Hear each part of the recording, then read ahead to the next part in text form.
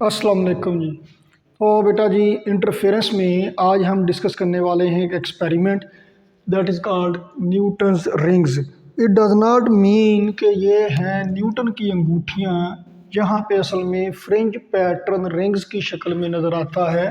ये इस तरह से नज़र आएगा कि सेंटर में होगा, ब्लैक का मतलब है डार्क फ्रिंज और बीच में वाइट का मतलब है ब्राइट फ्रिंज। इसमें सेंट्रल फ्रिंज ब्लैक होगी, हालांकि सेंटर पे पाथ डिफरेंस होता है ज़ीरो, तो सेंट्रल फ्रिंज डार्क होती है हमेशा, क्योंकि सेंटर पे पाथ डिफरेंस होता है ज़ीरो। लेकिन इस न्यूटन रिंग्स में सेंट्रल फ्रिंज डार्क होगी, और क्यों होगी ये हम देखने वाले हैं अभी जनाब। इसमें डिस्कशन करेंगे तो इंशाल्लाह आपको लग जाएगा पता। न्यूटन्स रिंग्स ये एक्सपेरिमेंट है, और ये किस काम आता है? ये मेनली मेजरमेंट करने के काम आता है, वेवलेंथ ऑफ लाइट, और इसमें जो लेंस इस्तेमाल करेंगे उसका रेडियस ऑफ कर्वेचर, यानी उसकी मदद से फिर फोकल लेंथ मेजर करने के काम आता है। तो जनाब यहाँ पे हम एक्सपेरिमेंटल सेटअप बनाएंगे, तो मैं डायग्राम बनाते जाता हूँ, साथ साथ एक्सप्लेन करता जाता हूँ।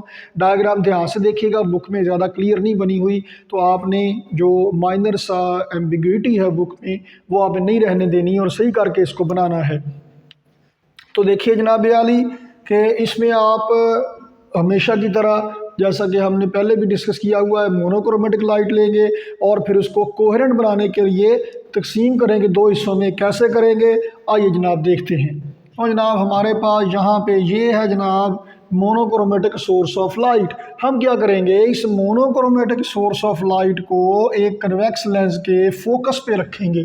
उससे क्या होगा, रेज ऑफ लाइट इससे डाइवर्ज होके जाएंगी, और जब डाइवर्ज होके जाएंगी जनाब तो ये ऐसे करके जाएंगी, और यहाँ से ये लेंस क्या करेगा, इनको पैरेलल कर देगा। अल्लाह जनाब मोअज़्ज़ज़ ख़ातिनो हज़रात, पैरेलल रेज ऑफ लाइट हमारे पास आ गई है। अब ये रेज ऑफ लाइट हम यहाँ पे इम्पिंज करेंगे एक ग्लास स्लैब पे। ये ग्लास स्लैब जनाब आली ये एक रेक्टेंगुलर पीस ऑफ ग्लास हुआ करता है, तो आपने देखा हुआ होगा मैट्रिक में काम करते हुए। तो जनाब मुस्ततीली ग्लास का टुकड़ा, इसको जनाब हम ऐसे करके यहाँ पे रखेंगे जनाब। ये मुनासिब से एंगल पे आपने ड्रा करना है, और इतनी लेंथ इसकी रखना है कि ये दोनों रेज तकरीबन तकरीबन इसके सेंटर पे करके आ जाएंगी, बहुत ज़्यादा ना ऊपर को हो ना नीचे को हो। लो जनाब यहाँ से ये रेज ऑफ लाइट जाएंगी ऐसे करके। तो इंटरफेरेंस एंड थिन फिल्म्स में भी हम डिस्कस कर चुके हैं कि अब रेज ऑफ लाइट एक मीडियम से दूसरे मीडियम में जाती हैं तो कुछ हिस्सा इनका रिफ्लेक्ट कर जाता है और कुछ हिस्सा रिफ्रैक्ट कर जाता है। तो यहाँ भी कुछ हिस्सा रिफ्रैक्ट करके जाएगा आगे को, वो हमारे मतलब का नहीं, उनको जाने दें, उश उश उश जाने दें। तो हमारे मतलब की कौन सी हैं, वो रेज ऑफ लाइट हमारे मतलब की हैं जो यहाँ से रिफ्लेक्ट हो जाएंगी। ज़रा एक लम्हे के लिए देखें, हमारे पास ये एक मीडियम है जी, ग्लास है। रे ऑफ लाइट जब ऐसे पड़ेगी तो रिफ्लेक्ट होके ऐसे जाएगी, ठीक। ये नॉर्मल है जनाब इंसिडेंट एंगल, और ये रिफ्लेक्टेड एंगल। तो यहाँ पे भी ऐसे, यहाँ पे बस ये है कि ग्लास स्लैब सीधी पड़ी है, रेज ऐसे टेढ़ी आ रही हैं। यहाँ पे रेज ऑफ लाइट सीधी जा रही हैं, ग्लास स्लैब टेढ़ी पड़ी हैं। तो डायग्राम में देखिएगा ये यहाँ से ऐसे करके जाएंगी नीचे को, ये यहाँ से ऐसे नीचे को जाएंगी। अगर आप ज़रा यहाँ पे खड़े होके देखें ना, यहाँ पे ऐसे करके, तो आपको यही वाली डायग्राम नज़र आ जाएगी। ओ भाई माई की पाँव में लगता जा रहा है, सॉरी। लो जनाब यहाँ से ये ऐसे करके ये आ गई जी। ये दोनों रेज ऑफ लाइट जनाब वाली ऐसे करके नीचे को जा रही हैं। इनके रास्ते में रखेंगे जनाब हम एक plano convex lens. Convex lens का आपको पता है ये ऐसे करके हुआ करता है। ये होता है जनाब बाई कन्वेक्स लेंस, दोनों तरफ से इसके कुब होता है। प्लेनो कन्वेक्स लेंस में एक साइड इसकी प्लेन होती है, प्लेनो कन्वेक्स, एक साइड कन्वेक्स होती है और एक साइड प्लेन होती है। ये ऐसे करके आधा दरमियान से ऐसे हम काट देते हैं। तो जनाब ये प्लेनो कन्वेक्स लेंस इनके रास्ते में रखा होगा जनाब, यहाँ पे रखना है आपने जनाब। प्लेनो कन्वेक्स लेंस इस तरह से रखना है कि ये जो रेज ऑफ लाइट ऊपर से ऐसे करके आ रही हैं, ये आ रही हैं, ये इसके सेंटर से ये इधर इधर बराबर फासले पर हों, ना बहुत बड़ा बनाएं ना बहुत छोटा बनाएं। यहाँ से ये फासला भी बराबर रखिएगा। और यहाँ से जनाब देखें ये ऐसे करके ऐसे करके ऐसे करके जनाब, और मैं ज़रा सोहनी सी डायग्राम बनाने की कोशिश करता हूँ। लो जनाब अली थोड़ा सा और ज़रा इसको बेहतर करते हैं जनाब। लो जनाब अली ये लीजिए जी, थोड़ा सा अभी भी चिब्बा बन गया, लेकिन चलें कोई बात नहीं, ऐसे लो जी काफ़ी बेहतर हो गया। लो जनाब ये प्लेनो कन्वेक्स लेंस है। आपने जनाब आली इसके नीचे रखना है एक ग्लास स्लैब इसी तरह की। ये ग्लास स्लैब मैं ज़रा डिफरेंट कलर से बना देता हूँ ताकि ज़रा फैंसी किस्म का भी सेटअप हो जाए। लो जनाब, यहाँ पे ये आ जाएगी जी, ग्लास स्लैब आ गई जनाब। ये जनाब सेंटर में है इनका पॉइंट ऑफ कांटेक्ट। ठीक हो गया जी। अब यहाँ से रेज ऑफ लाइट जा रही है, देखिए यहाँ पे रेज ऑफ लाइट जो रिफ्लेक्ट हो गई वो हमारे मतलब की थी, हमने उनको यहाँ पे रख लिया। जो रिफ्लेक्ट हो रही थी वो हम नहीं बनाई क्योंकि वो हम तक ऑब्जर्वर तक नहीं पहुँच रही थी, उनको हमने छोड़ दिया। यहाँ से रेज ऑफ लाइट ऐसे नीचे करके जाएंगी, प्लेनो कन्वेक्स लेंस की अपर सरफेस पे टकराएंगी। आजकल आप मोबाइल से फ़ोटो बनाते हैं ना, आप उसमें पार्शली फोकस करते हैं। कई सारे लोग होते हैं, आप एक के मुँह पर ऐसे करके टैप करते हैं, उंगली करते हैं, वो फोकस में आ जाता है, क्लियर नज़र आता है, बाकी सारे ब्लर हो जाते हैं। उसे पिछले वाले पे टैप करते हैं, वो क्लियर हो जाता है, बाकी सारे ब्लर हो जाते हैं। आपने जहाँ पे फोकस किया है, यहाँ पे आप देखेंगे जो लेंस से टेलीस्कोप से आप देखेंगे उसको आपने फोकस करना है यहाँ पे, इस हिस्से पे। कौन से हिस्से पे? प्लेनो कन्वेक्स लेंस की लोअर सरफेस और ग्लास स्लैब की अपर सरफेस, इस वाले हिस्से पे आपने फोकस करना है। यहाँ पे इस वाले हिस्से में आपने इतने हिस्से पे फोकस करना है, यहाँ पे फोकस नहीं करना, यहाँ पे नहीं करना, तो वो रेज ऑफ लाइट हम ऑब्जर्व नहीं करेंगे। तो जो रेज ऑफ लाइट जहाँ से रिफ्लेक्ट होके वापस चली गई, बिल्कुल नॉर्मल पड़ रही हैं, इसी एंगल पे ऐसे वापस हो जाएंगी, वो हमारे मतलब की नहीं, उनको हम ऑब्जर्व नहीं कर रहे। वो रेज ऑफ लाइट जो यहाँ से रिफ्रैक्ट होके नीचे चली गई उनको हम ऑब्जर्व करेंगे। ये रिफ्रैक्ट होके नीचे चली गई जनाब अली, चली गई।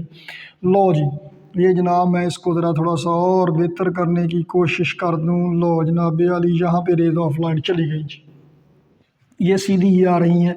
तो ये रेज ऑफ लाइट का यहाँ से अब ये दो हिस्सों में तकसीम होने लगी हैं। कैसे? एक हिस्सा इन रेज ऑफ लाइट का प्लेनो कन्वेक्स लेंस की लोअर सरफेस से रिफ्लेक्ट होके चला गया ऊपर को, प्लेनो कन्वेक्स लेंस की लोअर सरफेस से रिफ्लेक्ट होके चला गया ऊपर को। दूसरा हिस्सा उनका जो मैं रेड से बनाता हूँ, ये यहाँ से चला गया नीचे को, यहाँ से चला गया नीचे को, और ये ग्लास स्लैब से टकरा के फिर चला गया ऐसे करके ऊपर को। एरो नहीं आपने बनाना और ना उसकी ज़रूरत है, मैं बस आपको समझाने के लिए बना रहा हूँ। लो जी, तो यहाँ से जाके रेज ऑफ लाइट दो हिस्सों में तकसीम होगी, पार्टली रिफ्लेक्ट हो गई, पार्टली रिफ्रैक्ट हो गई। एक हिस्सा इनका रिफ्लेक्ट होके ऊपर को चला गया प्लेनो कन्वेक्स लेंस की लोअर सरफेस से, और दूसरा हिस्सा यहाँ से नीचे गया। ये एयर फिल्म है, हवा की तह है, और ये थिन फिल्म है, यहाँ पे मोटाई ज़्यादा नहीं है, लेंस का जो कर्वेचर है ये इतना ज़्यादा नहीं होता जितना डायग्राम में बनाया जाता है, थोड़ा सा हुआ करता है। अगर आप रियलिटी में देखें तो यहाँ पे एयर फिल्म की थिकनेस, हवा की तह की मोटाई बहुत थोड़ी सी है। तो एक हिस्सा रेज ऑफ लाइट का प्लेनो कन्वेक्स लेंस की लोअर सरफेस से रिफ्लेक्ट होकर ऊपर चला गया, और दूसरा हिस्सा यहाँ से चला गया जनाब एयर में, एयर से गया ग्लास में। वो जो दूसरा हिस्सा ग्लास के साथ टकराया वो ग्लास में भी घुस जाएगा, आगे जाएगा, लेकिन वो हमारे मतलब का नहीं है, उसको जाने दें। हम देख रहे हैं किसको, जो ग्लास स्लैब की अपर सरफेस से गया। तो याद रखिए हमारा फोकस किस पे है, प्लेनो कन्वेक्स लेंस की लोअर सरफेस से जाने वाली रे ऑफ लाइट के लिए, और ग्लास स्लैब की अपर सरफेस से जाने वाली रेज ऑफ लाइट के लिए। ये हम ऑब्जर्व कर रहे हैं, हमारी ऑब्जर्वेशन में ये आएगा। अब ये दो बन गई हैं, ओरिजिनली मोनोक्रोमेटिक थी, अब ये कोहेरेंट भी बन गई हैं कि एक यहाँ से जा रही है, एक उसी का एक हिस्सा यहाँ से जा रहा है, ये ऊपर को जाएगा जाएगा जाएगा, यहाँ से अब ग्लास, यहाँ से वापसी पे जाएगा जाएगा जाएगा, ग्लास स्लैब में घुसेगा, पाथ अपना चेंज करेगा, उसकी हमें ऐसा ज़रूरत नहीं है। तो वो हम यहाँ पे इस पर कंसंट्रेट नहीं करते बनाने को, यहाँ से सीधा ही ऐसे करके, और जनाब यहाँ पे ऑब्जर्वर है जो इनको ऑब्जर्व कर रहा है। ये हिस्सा बुक पे सही तरह से ऑब्जर्वेबल नहीं है, तो ये आपने रेज ऑफ लाइट यहाँ तक ऐसे करके बनाना है। बेशक एक ही कलर से बना दें, रेज ऑफ लाइट सीधी करके आपने ग्लास स्लैब तक लेके जाना है, पता चले ग्लास स्लैब से जा रही हैं वापस ग्लास स्लैब की अपर सरफेस से। अब यहाँ पे कौन सा इमेज नज़र आएगा आपको, ब्राइट के डार्क, ये डिपेंड करता है पाथ डिफरेंस कितना है। लेकिन इसमें एक बात है कि जो rays of light plano convex lens की लोअर सरफेस से रिफ्लेक्ट होंगी, वो कहाँ से, ये ग्लास है, ये एयर है, वो ग्लास में चलती हुई गई, डेंसर मीडियम में चलती हुई गई, आगे एयर आ गई, रेयर मीडियम आ गया, वो डेंसर मीडियम में चलती हुई गई और रेयर मीडियम की बाउंड्री से टकरा के वापस हो गई।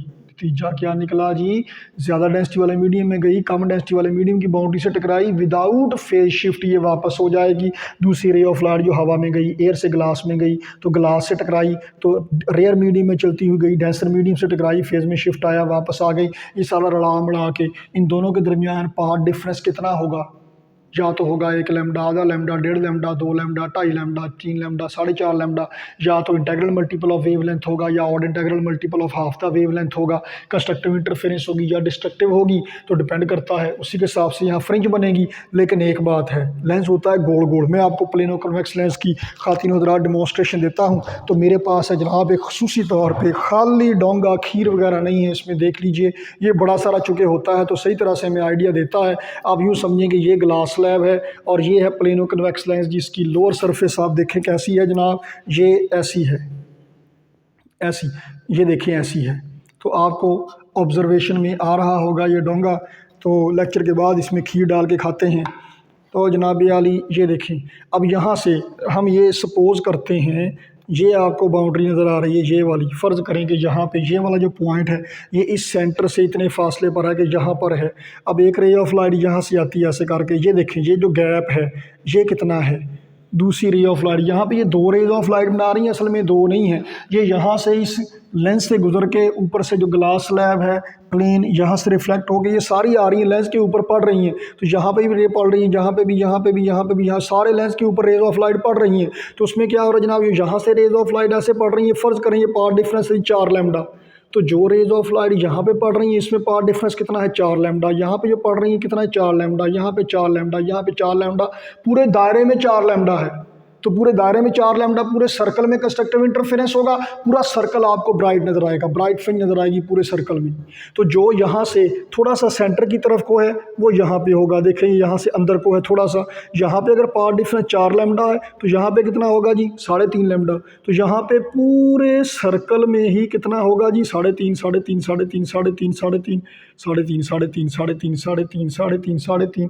तो क्या होगा यहाँ पे ब्राइट फ्रिंज होगी और इसके साथ वाला दायरा क्या होगा जी डार्क फ्रिंज का। तो यहाँ पे 3.5 लैम्डा, यहाँ पे फिर कितना हो जाएगा जी 3 हो जाएगा, और थोड़ी सी थिकनेस और कम हो गई है। तो यहाँ पे 3 लैम्डा है तो ये पूरे सर्कल में ही 3 लैम्डा होगा। तो एक सर्कल होगा ब्राइट का, डार्क का, ब्राइट का, डार्क का। तो हमें यहाँ पे ये bright dark, bright dark, bright dark fringes ये हमें नज़र आएगी।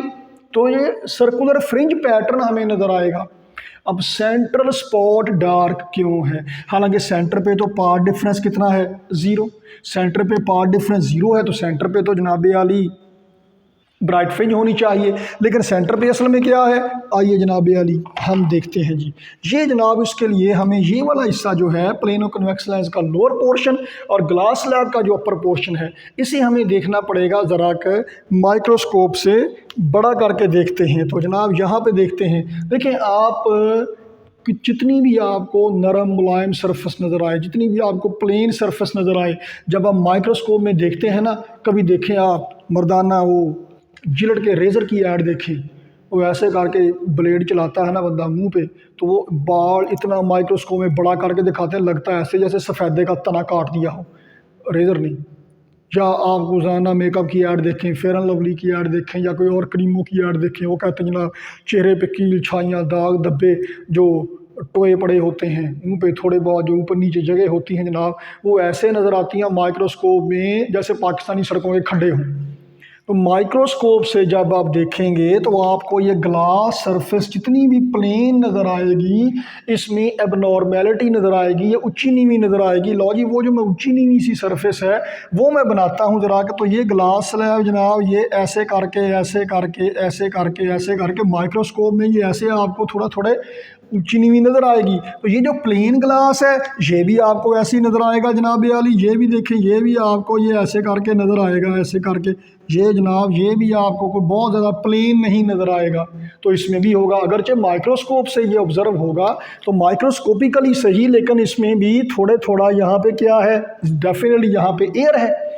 तो यहाँ पे at the point of contact, ये इंपॉर्टेंट पॉइंट ज़रा ध्यान रखिएगा, at the point of contact of plano convex lens and glass slab, यहाँ पे क्या होगा, इस रफनेस की वजह से जो माइक्रोस्कोपिकली मौजूद है यहाँ पे एयर फिल्म मौजूद है।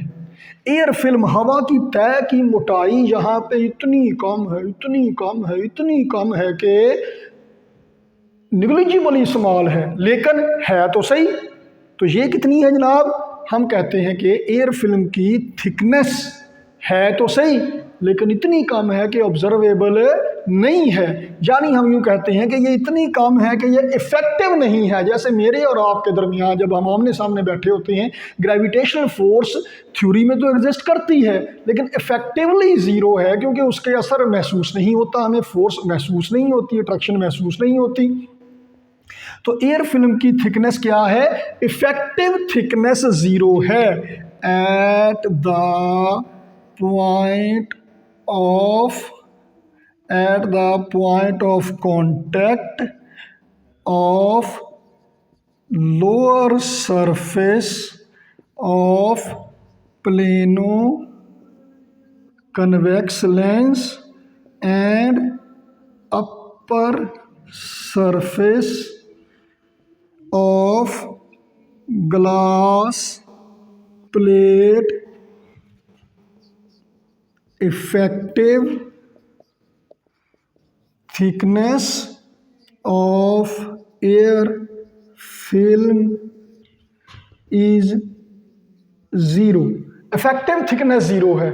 इफेक्टिव थिकनेस ज़ीरो होने के से होगा क्या कि यहाँ पे हवा की तय की मोटाई इतनी नहीं है कि जब रे ऑफ लाइट, देखिए रे ऑफ लाइट का एक हिस्सा यहाँ से प्लेनो कन्वेक्स लेंस की लोअर सरफेस से रिफ्लेक्ट करेगा, दूसरा हिस्सा ग्लास स्लैब की अपर सरफेस से रिफ्लेक्ट करेगा। तो यहाँ से इस नीचे वाली रे ने ऊपर वाली देखिए यहाँ से इकट्ठी आई आई आई, एक यहाँ से मुड़ गया, दूसरी रे ऑफ लाइट यहाँ पे घुस गई एयर से फिर ग्लास में।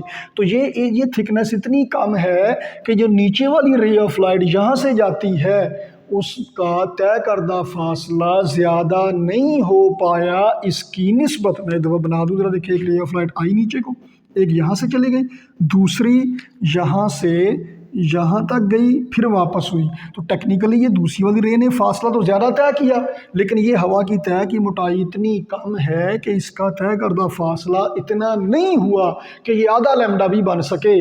जब आधा लैम्डा भी नहीं बना तो कम से कम आधा लैम्डा पार्ट डिफरेंस होगा तो डार्क फ्रिंज बनेगी ना।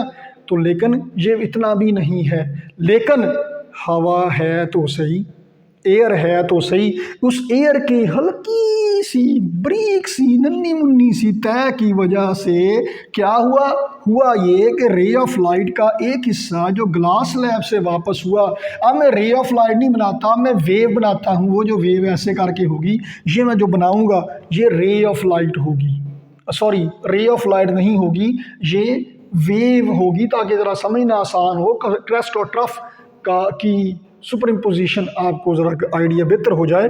तो रे ऑफ लाइट का एक हिस्सा ऐसे करके नीचे को आएगा, तो यहाँ से लाइट वेव का एक हिस्सा जो यहाँ से प्लेनो कन्वेक्स लेंस की लोअर सरफेस से रिफ्लेक्ट होगा, वो यहाँ पे ग्लास है, ये एयर है, वो ग्लास में चलता हुआ आया, आगे एयर आ गई, डेंसर मीडियम में चलता हुआ आया, आगे रेयर मीडियम आ गया। तो जब ये रिफ्लेक्ट होगा बगैर फेज शिफ्ट के रिफ्लेक्ट होगा, नतीजा क्या होगा, आते हुए क्रेस्ट था, तो जाते हुए भी क्या हुआ जी, क्रेस्ट हुआ। ये वो रे ऑफ लाइट है जो यहाँ से चली गई। दूसरी रे ऑफ लाइट जो यहाँ से एयर में गई, एयर से फिर ग्लास से टकराई। अब एयर की डेंसिटी कम है, ग्लास की डेंसिटी ज़्यादा है, तो जब एयर में चलती हुई गई आगे ग्लास के साथ टकराई, तो ग्लास की डेंसिटी चूँकि ज़्यादा है तो फेज़ में शिफ्ट आ जाएगा। जाते हुए क्रेस्ट था तो वापसी पे क्या हो गया जनाब, ट्रफ हो गया। नतीजा क्या होगा, जब क्रेस्ट और ट्रफ मिलेंगे तो क्या बनेगा, डिस्ट्रक्टिव इंटरफेरेंस बनेगा। नतीजा क्या होगा, सेंट्रल फ्रिंज क्या हो जाएगी जी, डार्क हो जाएगी। तो हम इसे यूँ बयान करेंगे लिखते हुए, ये टाइम लग गया हमें एक्सप्लेन करते हुए, लिखते हुए आपने क्या कहना है कि due to reflection from glass slab an additional path difference of lambda by 2 has been introduced। ये path difference in sense path difference नहीं बना लैम्डा बाय 2, ये क्या हुआ एक्चुअली, ये फेज में शिफ्ट आ गया है, जिसको हमने कह दिया बुक में लिख दिया जिसको कि additional path difference of lambda by 2 has been introduced. तो ये ग्लास स्लैब के साथ टकराने की वजह से क्रेस्ट ट्रफ में बदल गया। तो जिसकी यहाँ पाथ डिफरेंस की वजह से सेंट्रल फ्रिंज डार्क नहीं हुई, यहाँ पे क्या हुआ, वो हल्का सा जो मीडियम का टच आ गया। अगर ये बिल्कुल ग्लास से ग्लास ही जुड़ा हुआ होता फिर ऐसा ना होता, लेकिन ये दरमियान में हल्की सी जो एयर आ गई, और ये पॉसिबल ही नहीं कि ग्लास में बिल्कुल 100% स्मूथ सरफेस हो। तो जनाब इसकी वजह से सेंट्रल स्पॉट क्या होगा, डार्क होगा। बुक पे देखिएगा आखिरी पैरे में जवाब मौजूद है कि why central portion of Newton rings is dark. फिर आगे जाके एक्सरसाइज में सवाल आएगा कि अगर यहाँ पे रिफ्लेक्शन की बजाय ट्रांसमिशन होती है, आप नीचे से देखते, ऊपर से तो देख रहे हैं रिफ्लेक्शन वाली लाइट को, नीचे से देखते ट्रांसमिशन वाली देखते, फिर ये पंगा ना होता। तो in case of transmitted light फिर सेंट्रल पोर्शन ब्राइट ही होता क्योंकि पाथ डिफरेंस हो जाता ज़ीरो। लो जनाब ये डायग्राम ज़रा ध्यान से देखना है, ये रिजल्टेंट ऐसे करके डायग्राम बनाना है आपने फाइनल ना। तो यहाँ से ये ऐसे करके आपने बना देना है जी, ए ऐसे, बस जनाब ये सीधी। अल्लाह अल्लाह खैर सल्ला। लेकिन इसमें थोड़ा सा है टेक्निकल कि जब रे ऑफ लाइट यहाँ से अंदर आई तो ये तो जनाब परपेंडिकुलर पड़ी थी, बेंड नहीं हुई। यहाँ पे जब आई है अब ये सरफेस पे ग्लास स्लैब और air, sorry glass plano convex lens और एयर, ये परपेंडिकुलर सरफेस नहीं है, किसी एंगल पर पड़ी है। तो यहाँ ग्लास से एयर में जाते हुए उसे बेंड करना चाहिए, तो वो हम नहीं बनाते, उससे कॉम्प्लिकेशन आ जाती है, थोड़ी सी तरह कॉम्प्लिकेटेड हो जाता है काम, हम आसानी के लिए नहीं बनाते। क्यों नहीं बनाते? जितनी यहाँ पे बेंड होगी ये भी बेंड होगी, पूरे दायरे में बेंड होगी, फिर यहाँ भी बेंड होगी, यहाँ भी बेंड होगी, यहाँ भी सारी बेंड होगी, सबका असर एक जैसा होगा, तो ऑलमोस्ट रिजल्टेड पैटर्न यही रहेगा उसको बनाने से भी। तो इसलिए फिर हम नहीं बनाते ताकि हम इधर आसानी हो, हमने जो समझना है वो हम यहाँ इतना हिस्सा समझ लेंगे। जब आप जरा एडवांस क्लास में जाएंगे फिर आप बना लिया करेंगे। तो जब तक आप एडवांस क्लास में नहीं जाते तब तक अल्लाह हाफिज़, मिलते हैं अगली वीडियो में। Thank you very much for watching.